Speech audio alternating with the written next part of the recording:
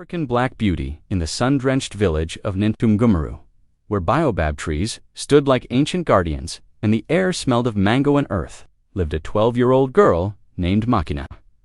Her skin shimmered with the rich depth of nightsmooth, bold and untouched by fear. Her hair, tightly coiled like the river vines, crowned her head with natural elegance. She lived with her grandmother, Nana Ja, in a humble clay house with a thatched roof, walls painted with traditional symbols, and a compound swept clean each morning with care and devotion.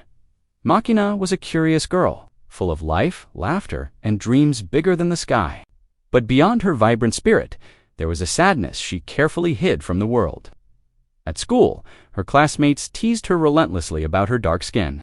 They mocked her, saying things like, "Makena disappears in the dark," or "You're too black to be pretty." Their words clung to her like dust, slowly dulling the bright flame inside her. She smiled less. She spoke softly. She started to question everything about herself, her color, her voice, her worth. But at home, Nana Ja saw through the cracks in her granddaughter's spirit. She would gently cup Makena's face in her wrinkled hands and whisper, "Your skin is not a shadow, my child. It is the canvas of the ancestors. It is strength, history, and glory. Let no one dim what the Creator carved with purpose." Every evening, as the sun sank behind the hills and drums echoed in the distance, Nana Ja would tell Makena stories of ancient queens, warriors, with skin like hers, and gods who danced in the darkness, because they knew black was not empty, it was full of power.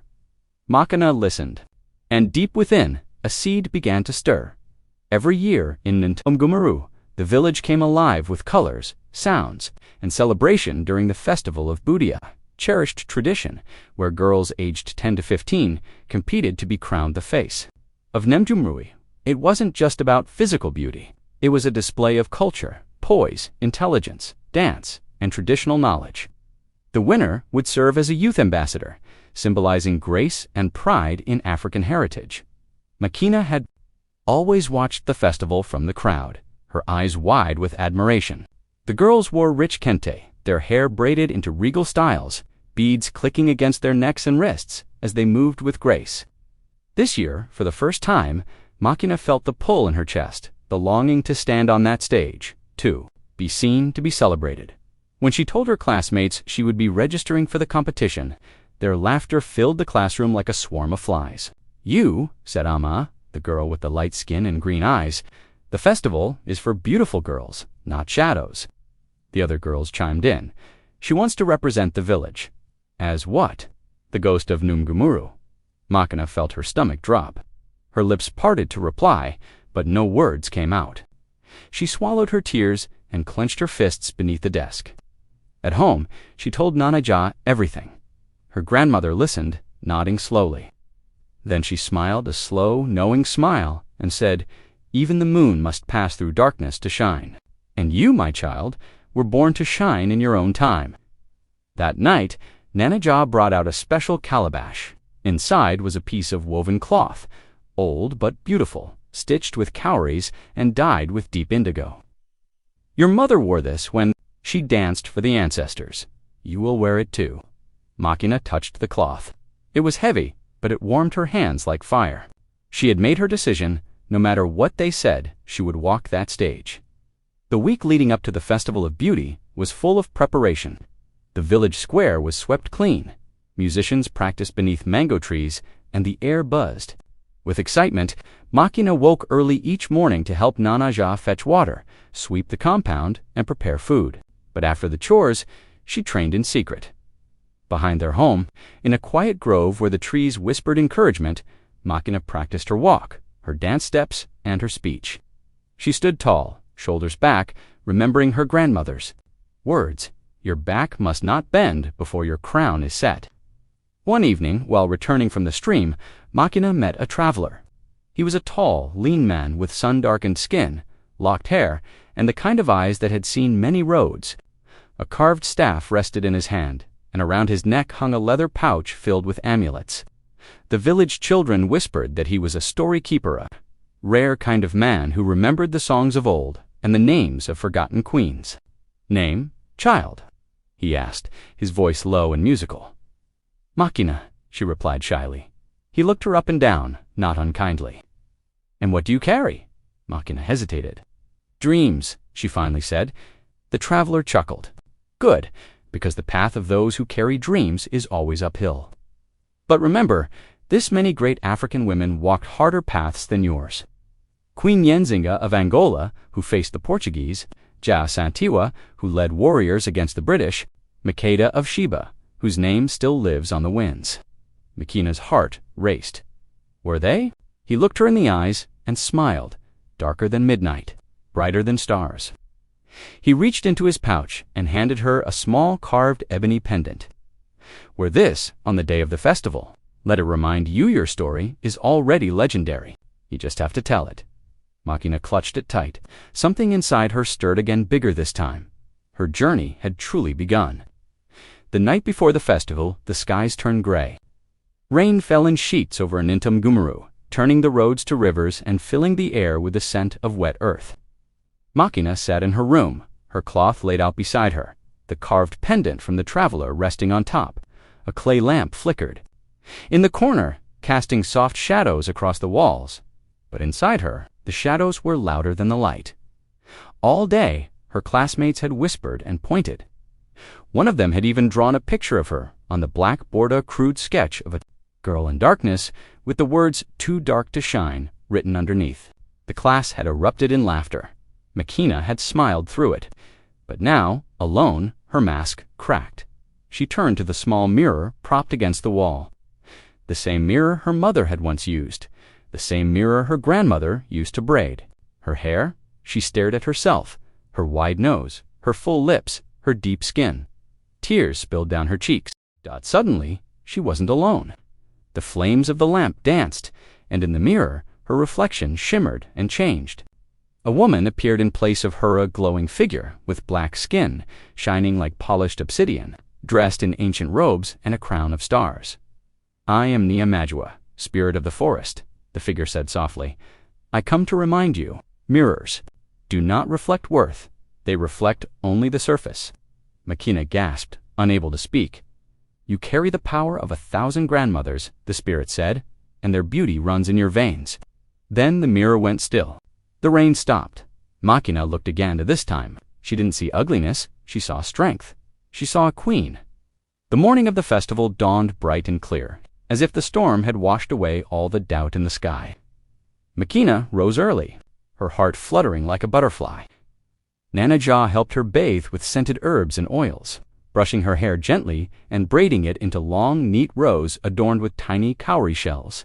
She wrapped Makena in the indigo cloth, kissed her forehead, and said, "Today, you walk for every girl who was ever told she wasn't enough." Makena smiled, the carved pendant from the traveler hanging proudly around her neck. But as she walked to school to line up with the other contestants, something felt off. She could feel it the way eyes followed her, the way whispers trailed behind her. It was too quiet. She joined the other girls near the big acacia tree. Amma and her friends stood in a circle, giggling and casting glances her way. Makena stood, tall, refusing to shrink then. It happened as the teacher called their names for the parade lineup. Makena felt something warm seep through her cloth. Gasps erupted from the crowd. She looked down in horror. Someone had poured red palm oil inside her wrapped cloth. The stain spread like blood across her front. Laughter exploded. She started bleeding. One girl shrieked, double quotes, "No, she's cursed." Another jeered. Makena stood frozen, humiliated. Her throat tightened, her vision blurred. She ran out of the schoolyard, past the mango trees, into the forest. She didn't stop until she collapsed near the old shrine tree where the traveler had once stood. Her body shook. "Why did I think I could ever belong?" she cried. Then, through the trees, came a familiar voice. "You faced fire today, child," Kofi said, stepping into the clearing. "But fire doesn't destroy gold, it purifies it." She looked up at him, broken. "You are not their idea of beauty," he said gently. "You are your ancestors' masterpiece." Makena wiped her tears. Her humiliation had scorched her spirit, but it had not destroyed it. A flame began to rise in her again. This time, it burned brighter than before. Makena stayed in the forest until the sun softened into orange. She sat by the shrine tree, the pendant warm against her chest, the red oil stain still clinging to her cloth. But in that stillness, something changed. She was no longer afraid of what they thought. The shame she carried had melted into resolve. When she returned home, Nana Ja saw her granddaughter's eyes and understood. Makena didn't need comforting. She needed space to grow. The next morning, Makena didn't hide. She returned to school wearing the same cloth, red stains and all. Heads turned, whispers followed. But Makena walked with her head high, as if the stain were a badge of honor rather than a mark of shame. She answered every question in class, joined the cultural dance rehearsal with confidence, and even sang during music time, her voice deep and honey smooth, full of ancient rhythm. There was strength in her steps, a new fire in her gaze. The change was undeniable. Some classmates grew silent. Others began to admire her. A few even approached her with shy smiles, asking about her pendant or the stories Nana Ja told. Makena responded with kindness but held her ground. She would not beg for acceptance. She had already accepted herself. The evenings, she helped children from the younger classes learn traditional songs and dances. She taught them not only the movements, but also the meanings behind each drumbeat, each chant. They looked up to her not just because of how she looked, but because of who she was becoming. When Nana Ja saw her teaching under the baobab tree one evening, she wept quietly. Now you understand, she whispered. Your beauty was never about what they sit, was about what you give. Makena had blossomed, not in silence, but through the storm. She had found her courage, and it was magnificent. The day of the final festival of beauty had arrived. The village square was a sea of color. Women wore bold Ankara and Kente wraps. Men beat drums in slow, thunderous rhythms, and palm leaves rustled above the canopies like excited whispers. Children ran barefoot, their laughter echoing through the trees. The elders sat in the front row, dressed in white, with cowries and gold glinting in the sun. A carved stool rested in the center, a symbol of the crown to be awarded to the new face of Nintum Gumuru. Makena stood behind the stage with the other girls. Her cloth had been carefully cleaned, but still bore a faint reddish hue. She chose not to hide it. She had woven new beads into her hair, and her feet were bare, in honor of the earth that raised her. Around her neck still hung the black ebony pendant. The crowd grew silent as the ceremony began. Each girl came forward to perform her part. Some danced. Some recited poems, others answered questions from the elders about tradition, unity, and wisdom. When it was Makena's turn, the drums paused. She stepped forward, her heart pounding like thunder beneath her ribs. She began to dance, not like the others, who mimicked moves from TV or foreign videos. Makena danced the dance of her foremothers. Each step told a story of soil struggle, soul. Her arms swept like wind, her hips echoed the drumbeat of ancient villages. Her skin glowed like polished mahogany beneath the afternoon sun. Every movement was truth. Then she stood still and lifted her chin. I am Makena, daughter of Africa, she said aloud. My skin is not a shame, it is a story, not empty, but full, not ugly, but honored. And if I am not your beauty, then let me be your mirror. Because beauty begins when a girl stops waiting to be chosen and chooses herself. The crowd erupted into applause. And in that moment, something undeniable happened. They saw her, not just with their eyes, but with their hearts. As the final performances concluded, the elders rose slowly, their expressions serious and contemplative. They huddled beneath the sacred baobab tree, murmuring in low tones, their staffs tapping the earth in rhythm. The tension in the air was thick. Everyone in Nintum Gumuru knew the decision carried weight. It wasn't just about beauty. It was about identity, about pride, about legacy. Makena stood at the edge of the stage, her hands steady, her breath calm. For the first time in her life, she wasn't afraid of the outcome, whether they crowned her or not. She knew she had already won the most important battle, the one within herself. A hush fell over the square as Elder Kojo, the oldest man in the village, stepped forward with the staff of declaration in his hand. His voice, though worn with age, carried across the crowd like a mighty drum. This year, he began, we have seen many faces, all beautiful, all proud. But one girl reminded us of something deeper. She reminded us of where we come from. He turned toward Makena. She reminded us that beauty without courage is like a tree without roots. He raised the staff high. We crowned Makena, daughter of Nentumgumaru, bearer of ebony flame, as the face of Nentumgumaru. The square exploded in song and cheer. Drums beat louder than ever. Women ululated. Children ran in circles. And through it all, Makena stood motionless, her eyes wide, her lips trembling. Elder Kojo placed the beaded crown upon her head. It wasn't made of gold or jewels, but of woven grass, shells, and feathers from the sacred egret. It was tradition. It was truth, as the other girls stepped aside to make room for her. Amma looked at Makena with a quiet nod, pride replacing rivalry. Makena closed her eyes. In that moment, she didn't feel like the girl who was once laughed at. She felt like a queen. Not because she was crowned, but because she had claimed her power, and they finally saw it too.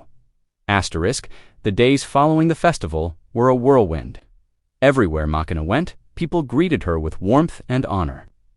Women in the market gifted her with fruits and fabrics. Elders nodded with approval when she passed. Even the little boys who used to throw pebbles at her compound now followed her around, asking her to tell them stories like her grandmother once did. But with the crown came a new kind of pressure.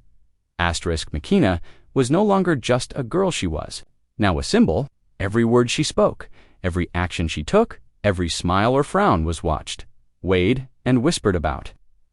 When she stumbled over a proverb during a community speech, some murmured that she wasn't wise enough. When she corrected a classmate during a culture lesson, others said she was proud. At night, in the safety of Nana Ya's arms, she confessed, "The crown is heavier than I thought." Her grandmother chuckled softly. "Of course it is. Child, you carry the expectations of a people hungry for truth. But remember, your crown does not sit on your head. It lives in your heart, and no one can take that from you." So Makena did what she had always done. She learned, and she lured, and she led. She gathered the girls who had once mocked her and created a circle of daughters, where every girl, light or dark, short or tall, could share her story. They painted murals of powerful African women. They learned how to spin cotton and weave stories into cloth. They danced not for competition, but for connection. Makena used her new role not to rule, but to raise. And as the season shifted, the village began to change, too. Beauty, they realized, had many shades, but the deepest one was truth. And Makena had become its boldest color. Months passed since the festival, and Nentumgumaru had blossomed like the baobab trees after the rains. Makena's story had woven itself into the fabric of village life. She was no longer just the girl with the dark skin who wanted to be beautiful. She was a beacon of hope, a living testament to courage and self-love.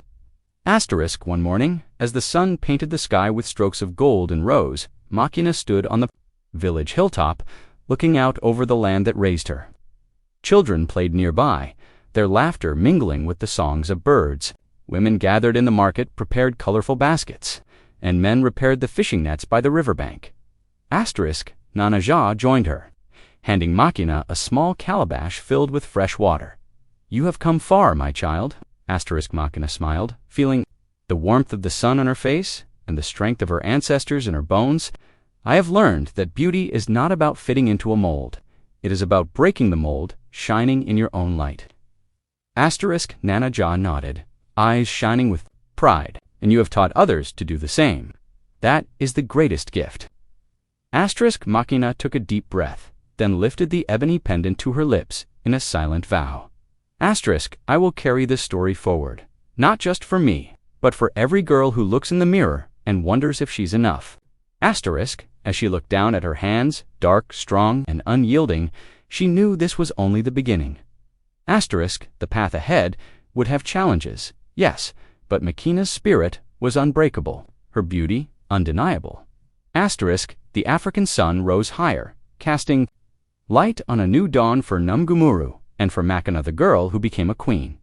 Please subscribe to my channel. Like this video and share.